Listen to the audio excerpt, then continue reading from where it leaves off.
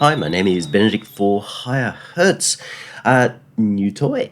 This is the new device from Tal, and it's a drum sampler box. It's very highly featured.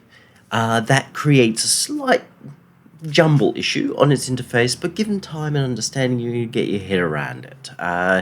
Especially if you're used to any TAL stuff already, like its TAL sampler. This is probably a little less complex, but it's a lot more focused for exactly what it's designed to do here. I suspect that basically all the technology is that of TAL sampler. You can hear white noise rising there. That is because I'm working from the demo, which I think creates an issue that stops me from doing something, but ultimately is not going to be a major problem for any of us, really. Okay, I guess we must have a quick listen. This is the basic kit that comes with the demo. There are a lot more samples that comes with the full version, but obviously haven't had access to them. Oh, matter of interest, you download these sounds after you have downloaded the demo, so they don't come across with the demo. They then give you a download link to go grab them. Interesting, works fine.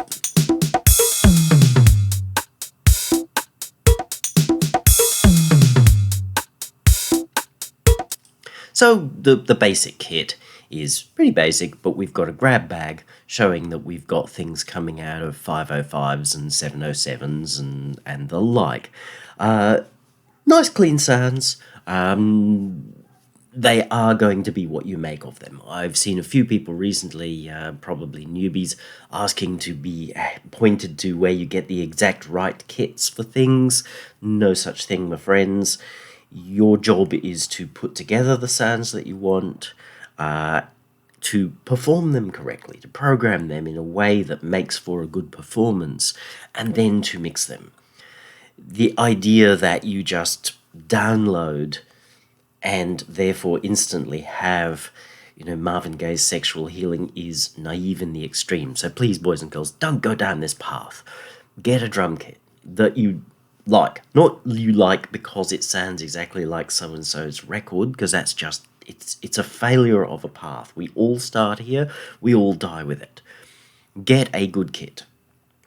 I should imagine that the sounds that are going to come with this will give you effectively a good electronic kit.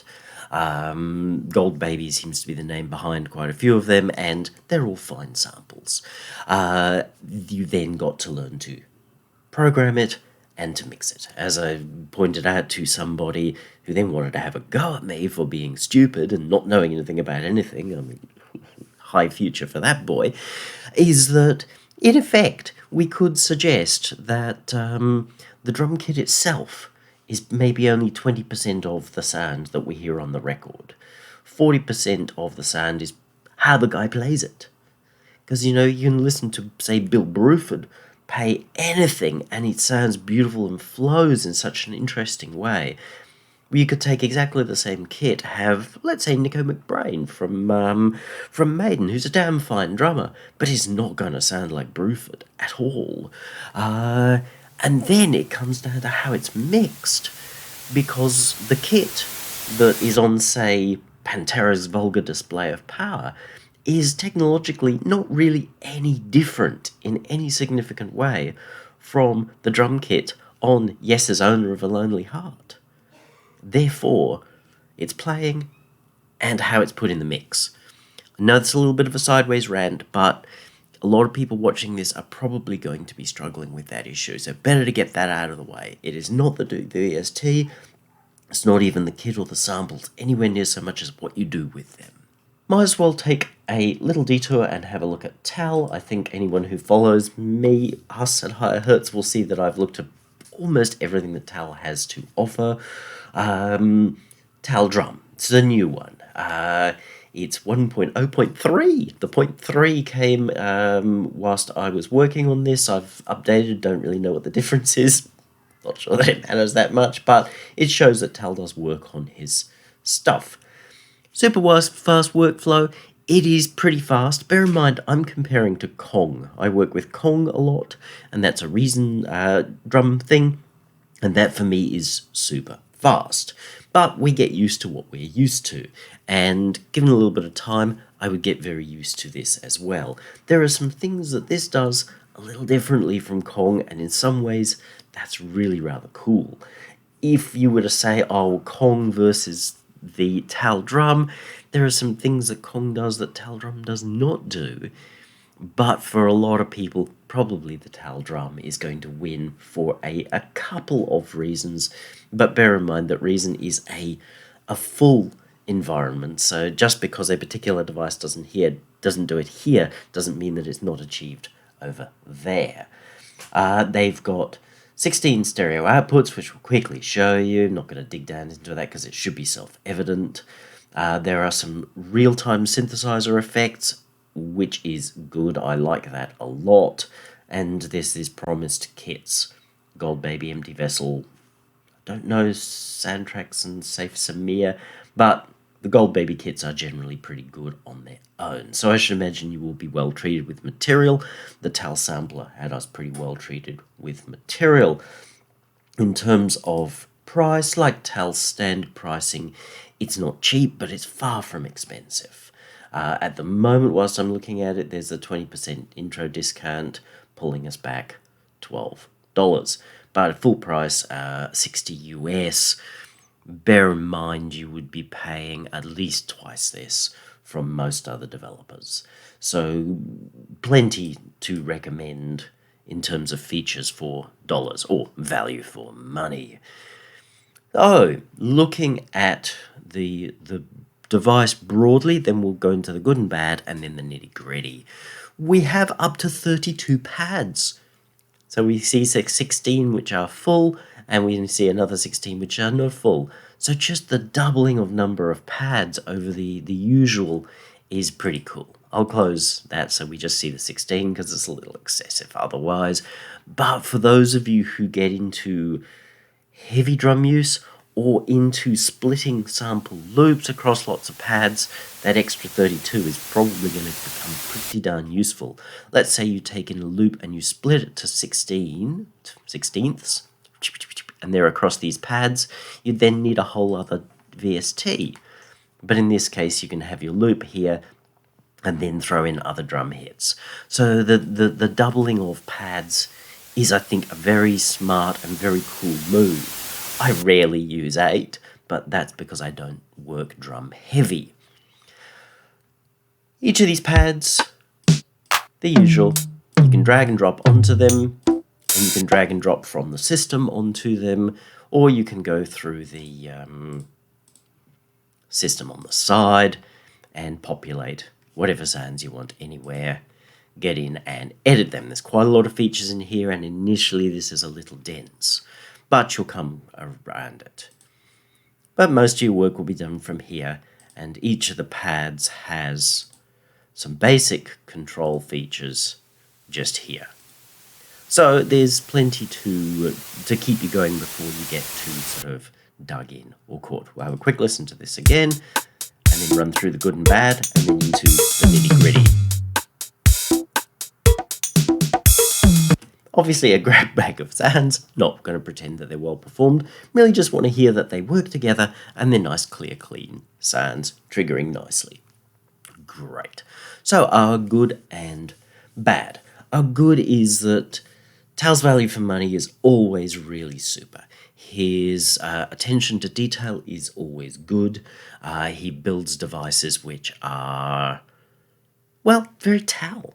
And they work nicely. You've got tons of pads, as I've said. The feature set is really very huge. He offers a manual install, which I must say I like. The ability to grab the DLL and put it exactly where I want it to be without it being messing around with installers and then therefore having to uninstall if I ever need to take it out. Manual install on your Tal. I appreciate that.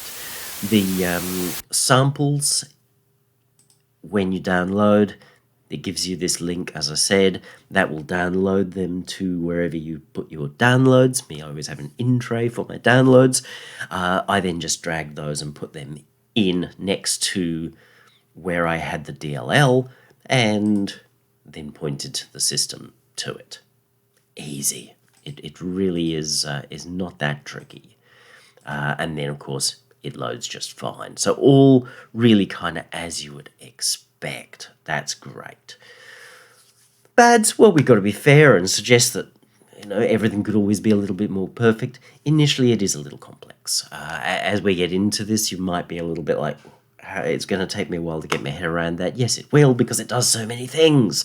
But so long as you are smart and just work your way from the top of the iceberg down and start integrating features as you find them useful, or using downtime to study, as you always should, then you will get your head around it and find that you can bounce around fairly quickly, as I have. I can't get Loop Slice working. I'm suspicious that may be a demo feature, that they don't allow you to do all of the Loop Slice thing, which would be fair enough. It just doesn't seem to be noted. What's noted as demo feature is limited kit and that white noise thing, but maybe the Loop Slice doesn't work because it's a demo. I'm not particularly bothered with regards to this review, because there are already about 3,000 videos online that show you the self-evident and super obvious Loop Slice. I've tried doing exactly what they do over and over and not having it work, which makes me think that it's possibly just disabled in the demo, which is fair enough, because otherwise people who grab the demo be using it as free sample slicing, and it's a bit of a killer feature for a lot of people for this device. So if that's a limit that we're not able to do in the demo, fair enough. You can see other people having it work. You can see that it's going to work. It can be a little slow to load. There is mention of this, I assume because it's having to drag a lot of stuff into RAM. Again, we're not going to fuss ourselves too much over that. It would be nice in time if he could speed the load process slightly, but it's probably partly a result of how he's made the device. Overall, tremendous value for money. If you're really into drums and working this way, and if you're into drum synthesis as well, then there's plenty to recommend Tal's Drum. Alright, samples. We can go through, find samples wherever we want them on our drive. Oh, I don't remember what that button does. Oh, it toggles between pads, the two pad banks. Cool. I hadn't noticed that. I assumed you just had to live with a 16 or a 32, but no, you can actually toggle between 1 and 2. There you go. Learning as we go. So we can drag a sound in, and there we go. No, that is not a drum sound. If it's a longer sound, you might want to turn off one shot. One shot is good for most drum sounds. It forces the sample to complete. Turning one shot off allows you to stop when you release the pad. It's very visible, very easy to access, nicely done. Because I will be more interested more often than not in creating my own sounds in the mix than I will be in just dragging somebody else's drum samples in. Cool.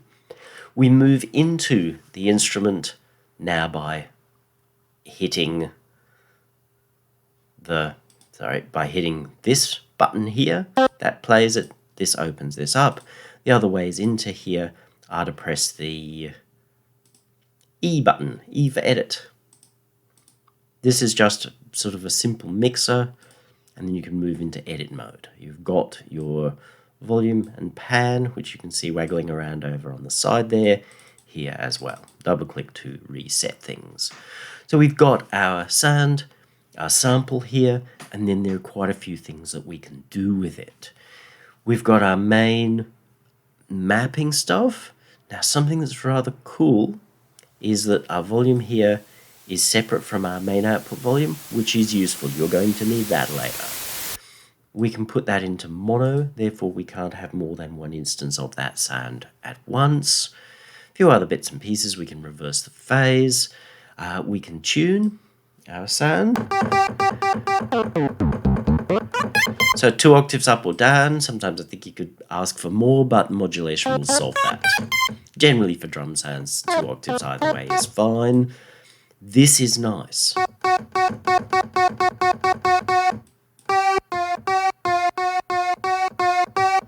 It says analog. I don't think it's really doing much more than just moving the pitching every time.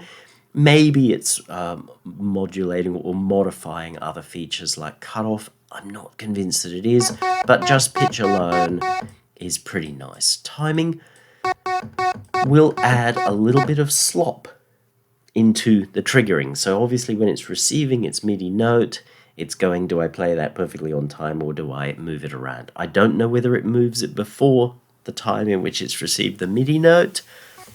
I should imagine it can't. It probably just allows it to be a little late.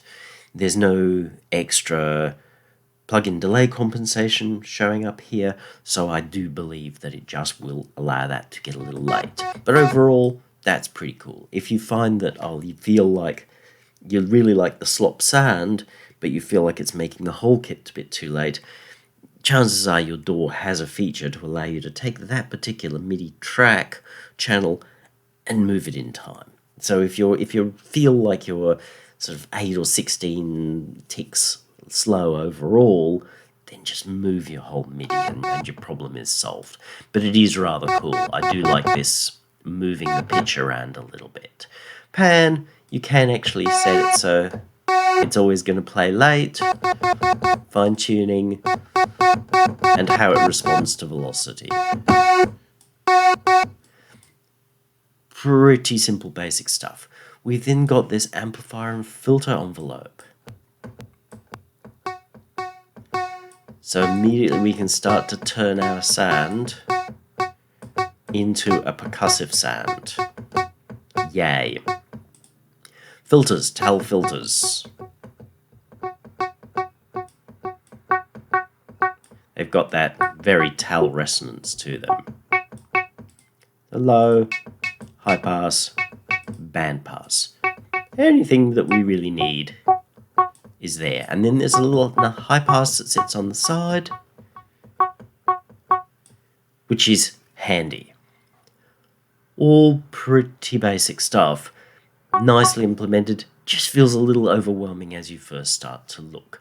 Down the bottom we have the ability to map how our samples come in. We can play any particular thing, then we can add a second layer.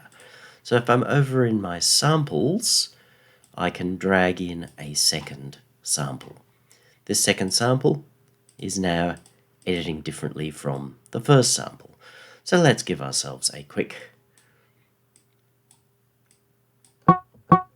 They're now both playing. We can set them so that they play separately from each other. So we can layer things. We can have them so that they play with some sort of amount of overlap. Or we can even get into round robins, which is, we can cycle them, so it's going to go 1 2 1 2. We'll put them so they, or random. I had that working before. It's always means they always play. I can't remember the rules, but nonetheless, there is the ability to round robin, so you can use samples which are either essentially the same as each other, different snare hits to give that feeling of a drummer playing for real rather than the one exact sample every single time. You can round robin them as a cycle, so it's going to play 1 2 3 4 1 2, or as a random kind of a play. It does work.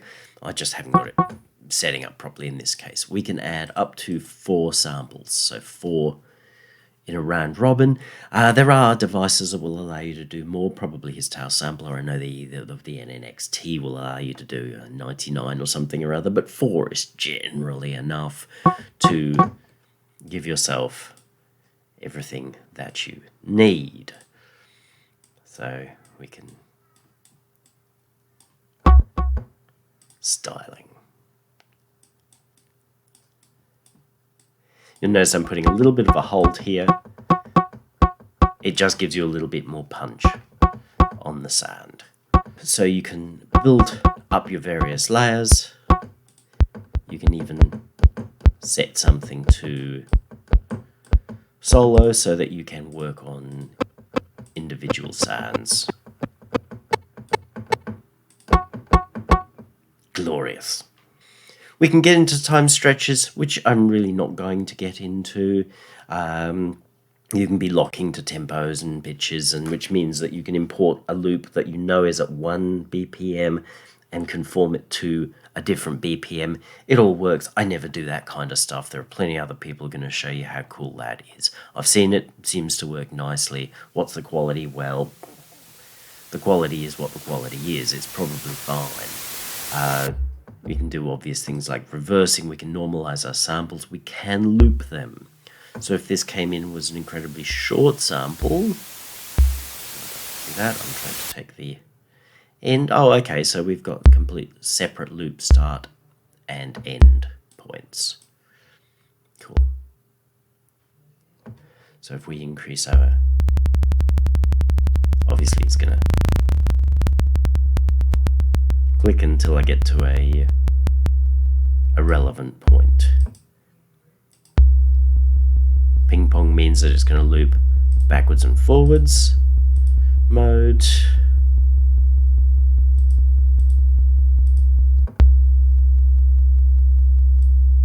And there's a little crossfade, so we can solve in clicking. But all of that is cool. So you can use this as a pretty functional sample or instrument player as well. So those of you who are very used to composing in a MPC type format, then you've got a certain amount of that. Stretching across keys, though, I don't think actually exists. Might do, I just haven't encountered it. We've then got the ability to start to get a little bit kind of interesting. There's an LFO, which we can see on screen. Initially, doesn't do a lot. Same with envelopes and everything, but then we've got our matrix. So we can assign our LFO either unipolar or bipolar. Let's assign it bipolar to tune.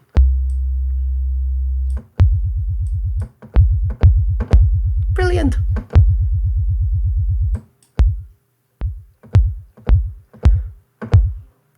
It's the bouncing backwards and forwards that can get a little annoying. But we can set our LFO to whatever it is we might want that to go to. I don't think the cutoff's used there. Delay means that it's sometimes going to start late. Really anything that you can think of, sample start. That's interesting. If you have a more complex sample, you can have it trigger at different times. Loop start, same sort of thing. You can use the LFO to affect its own rate. Or decay, this might be interesting. So sometimes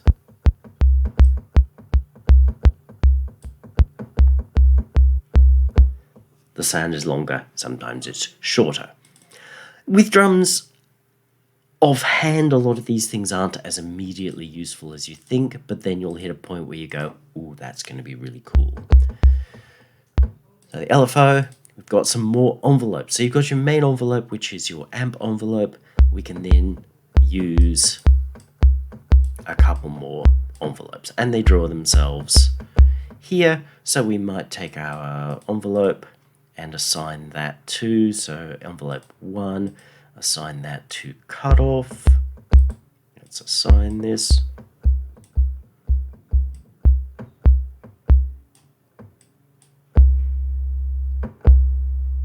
Hey, so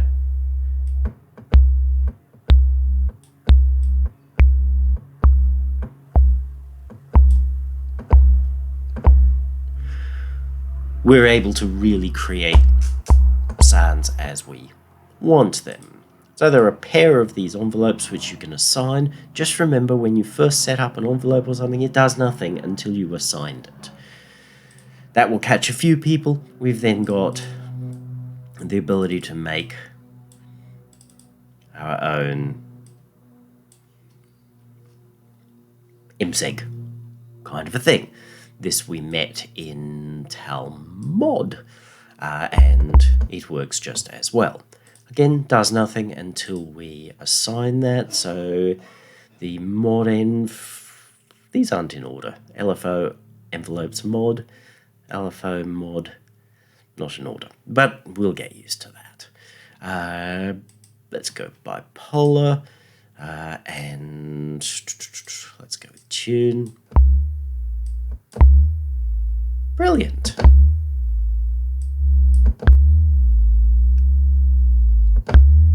Way to make the homies feel really woozy. But you see, over time, you get your head around the power of what this can do. Effects. Lo-fi type effects. Now, Tal's DAC work, digital analog converter work, is pretty well respected. We can fly in rate reduction, and we can hear that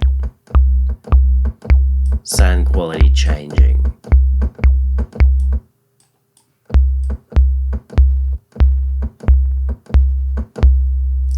Exactly where this sits in the process, I'm not sure whether it's post-filter.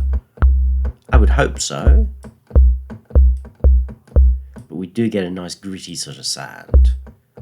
And then we can reduce our bitrate.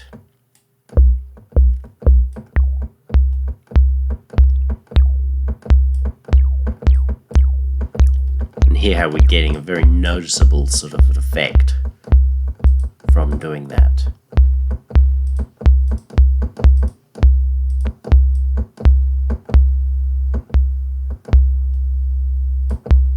So it's a 12-bit 22K, that's real early Akai kind of territory. Add jitter, which is going to add some noise, and hiss. And they're separate from the main bit crushing. Can't say I fully understand what the compander is. They do add noise, but when you've got the right situation and used with care, you can get a really nice sound from that.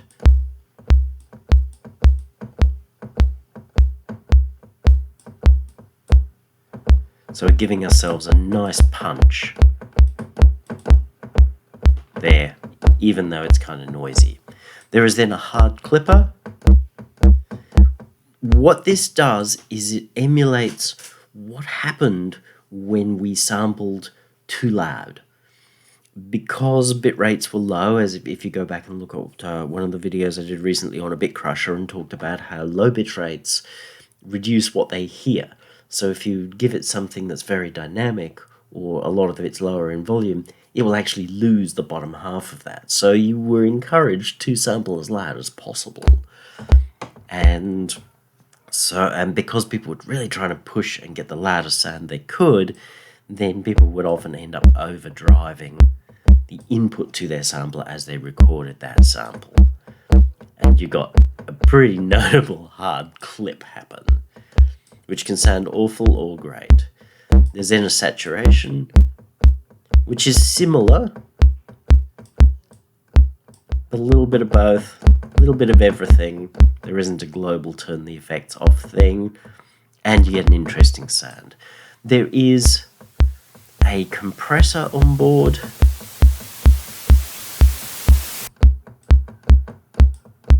This is a visual representation, it's not what you're really hearing.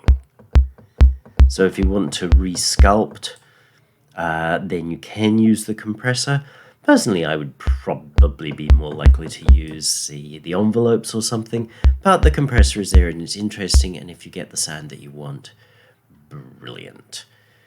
There is the ability to record. I have done a little bit of recording. You're going to need to look at your DAW as to how to jack audio in, and then it'll allow you to record and cut things up and what have you.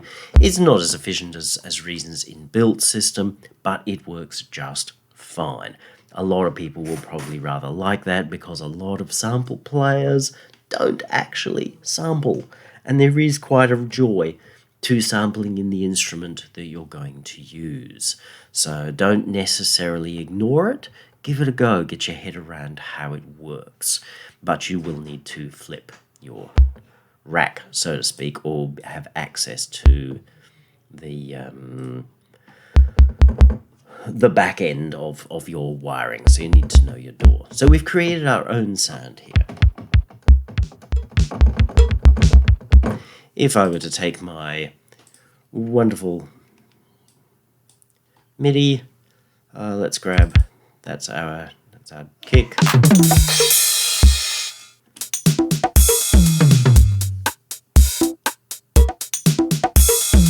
Notice how this really changes the sound. Let's pop that back there. Everything's very clean. This grunty kick. Now the whole kit suddenly sounds very mean. This is the power of that kind of thing. You don't want to overdo it. A little bit often goes a long way. Here I've been a tiny bit heavy-handed, but it does help give you more crunch overall. Speaking of crunch, you may have noticed I've got a clipper across here. I didn't want to put a compressor or a limiter across because then it's going to change the sound dramatically, whereas a clipper will just chop the tops off without being super noticeable. And that's why you're wondering why that's there, because this might get loud. I said we were talking about outputs. There are 16 outputs. This is Reason. How it's going to look in your thing, it's going to be completely different. There are your optional audio outs and your optional audio in. So you would fly in audio if you wanted to record from here. So you'd have whatever instrument or your masters or whatever, you could fly into here and bing, you can record. Extra outs, so they are paired as stereo 1, 2, 3, 4, 5, 6, 7, 8, which you could possibly choose to then separate into mono outputs. Again, you need to look into your DAW to understand how that works. If you are one of those few DAWs that doesn't have a modular kind of space, then you could look at something like Cushview, which I think is about $2 to get. But yes, your DAW should have some sort of modular or semi-modular space by now. There should be some sort of routing system. Work it out if you want to separate out and process drum sounds individually, which should not be your default point of view, is my opinion, because ultimately your kit needs to be as one. So I only break out where I have a particular desire to affect something. If I want to put reverb on a snare separate from everything else, then I'll break out only my snare. I'm not going to break out everything because chances are you've then got this drum kit that's overmixed and it's hard to bring it back to one. I always say that, but I feel the need to always say that because I see so many people not following the rational approach. Looking at modulation, it's a little messy, at least in Reason. The way it's all laid out was a little bit like, that's all over the place. However, Reason and many other DAWs give you the ability to pick a parameter and then touch it or waggle it to make it automatable. That has worked fine. So if we now listen to the side stick, I think,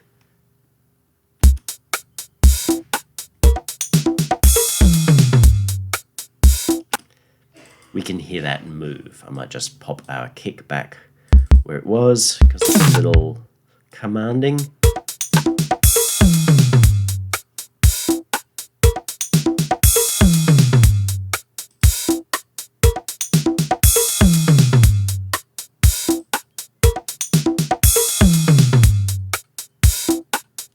So you hear that changes pitch. So that's got an automation curve which is moving it around. So automation appears to work just fine, but it's probably easier to do it on a visual route than trying to just follow them as listed, which is fair enough because drum machines that can move themselves all over the place can be a total nightmare to expose parameters on. So all cool. I think that basically covers that. Let's take a different approach. Now we're looking at this as a drum synthesizer, which we looked at a little bit before. This is the same sample, used 3 times, and we've set it up to work this way. So if we go to our mix,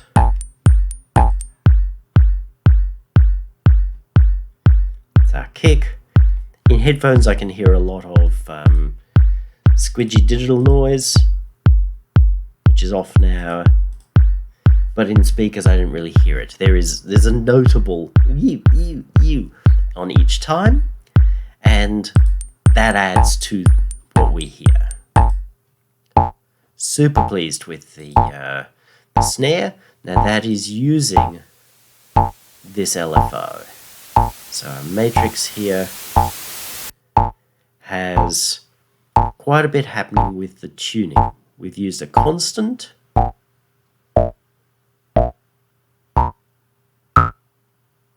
which allows us to move to 48 semitones. So if you're going, I can't move to where I want, then you can use a constant to move a parameter. Random unipolar, so that's just moving our tune. We've got our analog moving, and we've got every time we play a note that's moving. So it's probably doubling up. Who cares? The LFO, taking our sine wave and turning it all kinds of interesting. It's moving at an FM rate, therefore sounds cool. Timing here.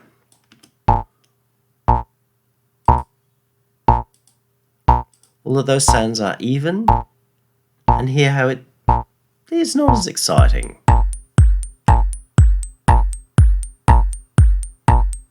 Whereas if I take this now, suddenly the whole thing starts to move and groove. So it's really one bar of material is not the same over and over because there's that little bit of movement. So it's easy to think, why would I ever want to do that? Why would I ever want things not to be perfect? Well, trust me, early drum machines were far from perfect, and that's part of why they're so great. Now our last sound here is the same sample, using the great filter to give us a really nice sound. Let's try loosening that just a little too. Locked.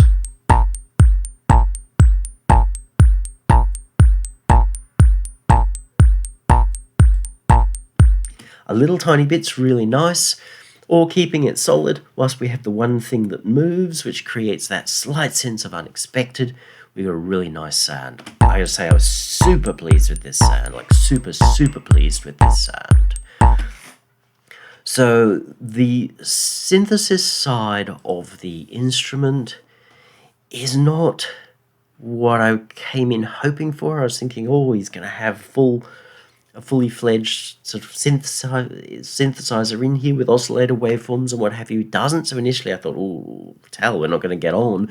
But then once I realized that putting in a sample was going to be fine, you could loop it, you could do whatever you wanted to with it, and that you had access to the envelopes, the LFO, which is just super for creating FM, so you can really take a tone and make it interesting, and this nice workable little matrix along with some effects. I wouldn't always be using these effects, but they do their job as intended very, very nicely. Then I would use this quite a bit, because as long as I can feed it the samples that I want, like the tones that I want, I don't mean preset samples, I mean tones that I want, this would make a very, very nice drum synthesizer, and mostly I tend to synthesize my drums in the piece. So that puts it up there and gives it an advantage over Kong. Kong has very nice drum synthesis built in, but it doesn't have this LFO, nor does it have its modulation matrix. So this is actually a more powerful synth than that built into Kong. So it's that's pretty cool. Kong has the physically modeled drums. Tal, if you put in a physically modeled thing, then you would have probably one of the best drum doohickeys known to personkind. So very, very impressed on that side of things. Very, very nice synthesizer.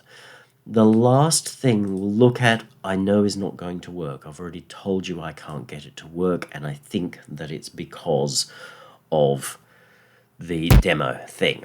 So I've brought in... Okay, I need to put my MIDI to the right place. Here's a loop I prepared earlier, which I did prepare from drum sounds, actually my own samples that were made, processed here, exported as a loop, bounced as a loop to a sample, and then I can bring them in. I've turned off one shot so that it lets go. Now there is the sample. We can obviously do the usual things of saying, this is where I want it to be, so this, you could do manual slicing this way.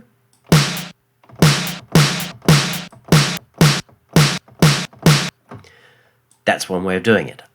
That's kind of a way that I like. Any of you who watched the Tal sampler review, I waxed plenty about how great I think it is to be doing your slices by hand, but I know that most people will be looking at something different because they want the slices made for them. Now, this is the bit that's not going to fully work. We can see what's going to happen, but it just doesn't happen. We can turn up the threshold, which means that we can now start to see where it's going to put the chops in. Now, if I believe, as I say, that this is because it's a demo mode, but if I hit slice, then just turns each of these into a slice.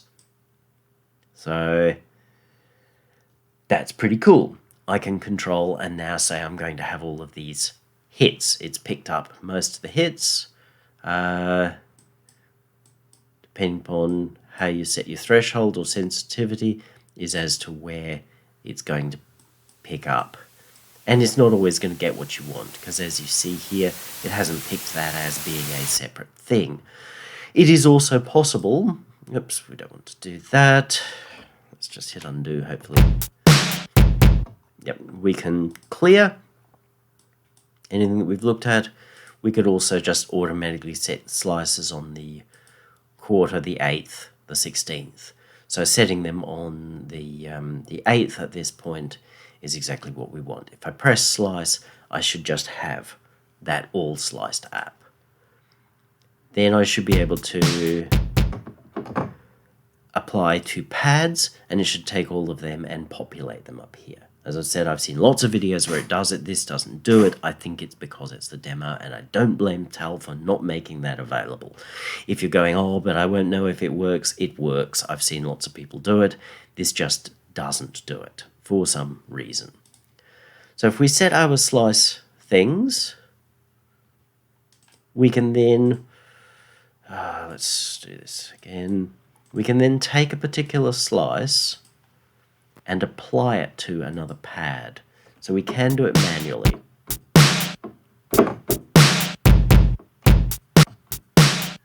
So it's picking up from there. It's a nice system, and if it's as simple as it appears to be from all these other videos, then it's probably got to be one of the smoothest, coolest slicinators that I have seen outside of Rex, because Rex is the king of slicinators. It's also possible to drag and drop the MIDI, which will give us our slices. Again, it doesn't show perfectly, but you'll then get an ascending thing of notes, which will recreate your loop all played back. You can rearrange those notes, and boom chakalaka, you are jungle. Don't take my saying it's not working here as being it doesn't work. As I say, from all the videos I've seen, it seems to work beautifully and be very fast. I just think it's disabled in the demo version. Does that bother me? Not at all, because I trust Tal's stuff. It's not a thing I'd really use, to be honest, but it is cool, and he puts himself well ahead of the game because this was not built into the TAL sampler. And I know that people were like, but. I loved the fact that it wasn't built into TAL sampler, so you had to do it by hand, make you be honest. But this allows you to pick and choose what you do, and people are really going to be excited because I see they're already excited by having access to something that's as elegant as Rex without going down the reason route. So full marks for what seems to be an incredibly nice solution for a drum player all round and sampler, literal sampler, because it will record, that has a very high feature set, a very great flexibility, and nice little features like, oh, I forgot to show this before. Let's go back to this. I do find a little annoying getting back to the mix thing. Let's just clear that. Clear that. So if I go to some samples, actually I might see if I can quickly grab some actual drum samples. They are under refills, drums. This will do the job. So if I take my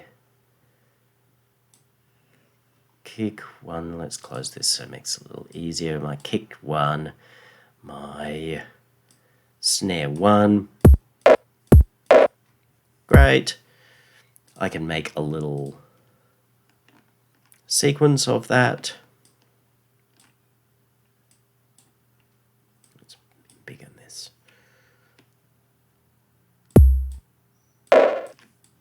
Brilliant.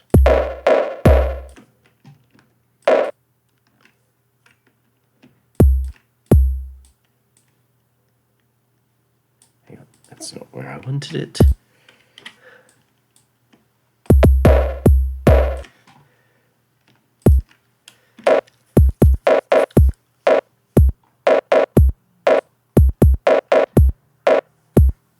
I'm going to want to put these back to one shot.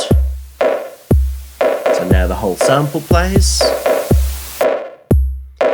If I want to investigate different sounds, let's say I want to change my snare, I can hit preview and try things. Not unique, but the fact that you can switch in and out of this mode is pretty cool.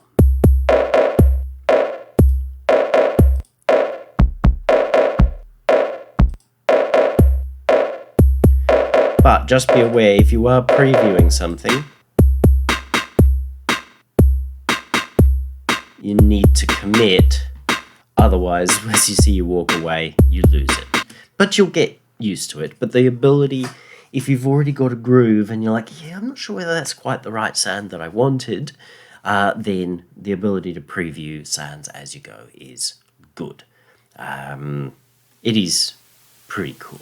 So overall, my final words are it's very TAL, it's a very nice unit that if you are drum heavy or don't have a good stock, total drum device, because I know that not all DAWs have particularly great drum machines like Kong, then this probably would be a super solution with a very high feature set, really great capabilities. If you're into the slicey-wicey thing, it looks like it's an absolute winner on that one. The ability to actually do drum synthesis on the fly, everything is a winner for a really, really good price. Go get it, spend your time. It will confuse you to start with, not because there's anything wrong with it, simply because there's so much going on that you've got to work your way around until you get comfortable with it. After a while, you will find you bounce around really pretty easily. And I don't see a downside. I really don't. I think that it's probably a far better platform, to be perfectly blunt, than a lot of those. Here, let's pretend that you've got an analog drummer.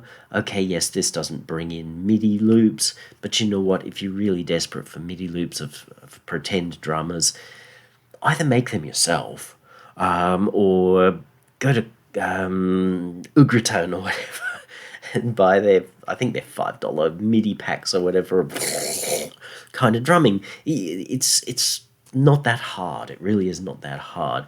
I think this is a far more honest approach. But, each to their own. Find a kit that you like, learn to program it, learn to mix it. There is your real solution. This is a nice all-round solid platform for doing that gives you a vast amount of versatility, that allows you to turn.